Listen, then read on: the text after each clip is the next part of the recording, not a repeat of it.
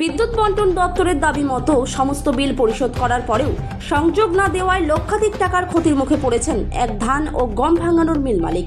দক্ষিণ দিনাজপুরের তপন ব্লকের চৌমনি এলাকার মিল মালিক মোহাম্মদ লতিফুর রহমানের অভিযোগ, 2014 সালে তার গম ও ধান ভাঙানো মিলে 42,000 টাকার বৈদ্যুতিক বিল আসে। এরপর হাইকোর্টের মাধ্যমে গিয়ে বেশ কয়েকটি কিস্তিতে ওই টাকা পরিশোধ করেন 2014 সালেই। পরবর্তীতে যে বিল আসতে থাকে সময় মতো তা পরিশোধ করেন তিনি। কিন্তু 2025 সালে হঠাৎ করে 2014 সালের পুরাতন বিলের সুদ হিসেবে 13,000 টাকার একটি বিল পাঠায় বিদ্যুৎ বন্টন দপ্তর। মোহাম্মদ লতিফুর রহমান জানান, এরপরেও আবার সুদ হিসেবে 15,000 টাকার আরও একটি বিল আসে।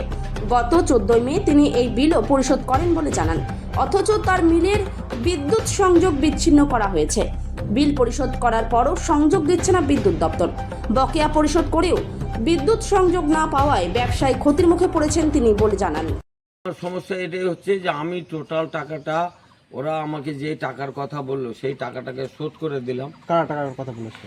এসটিআর ডি তারা বলেছিল যে কোন দপ্তর? আপনাকে এই টাকাটা ইলেকট্রিক সাপ্লাই দপ্তর, সেই দপ্তর থেকে বলা হলো যে তোমাকে এই টাকাগুলো দিতে হবে। হ্যাঁ, টাকাগুলো 15,000 দিয়েছেন আপনি? আমি টাকাগুলো দিয়েছি, সব পরিশোধ হয়ে গেছে? সব পরিশোধ হয়ে কবে গেছে। পরিশোধ করেছেন আপনি? আমি করেছি ওইটা 14 তারিখে 3:30টার সময় তো টোটাল এখন- পেমেন্ট ক্লিয়ার। আচ্ছা, এখন এখন পর্যন্ত আমাকে কানেকশন দেওয়া হয় না। দেওয়া টোটাল হয়নি? মিল ড্যামেজ হয়েছে, মিলের সব মালগুলো নষ্ট হচ্ছে, তাতে আমার প্রায় 3-4 লাখ টাকা লস।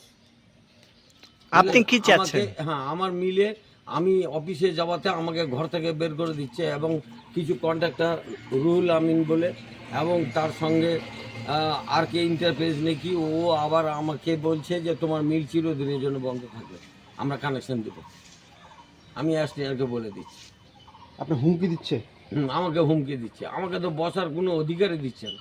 কে হুমকি দিচ্ছে এটা? এটা একটা কন্ট্রাক্টর আর কে এন্টারপ্রাইজ এবং সে রুহুল আমিন। আপনার হুমকি দিচ্ছে কি বলছে? বলছে আপনার লাইনটা আমি বলে দিচ্ছি সাহেবকে টোটালি অফ থাকবে।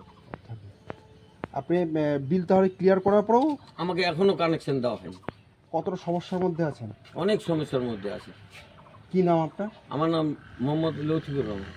মোহাম্মদ লতিফুর রহমান। রহমান।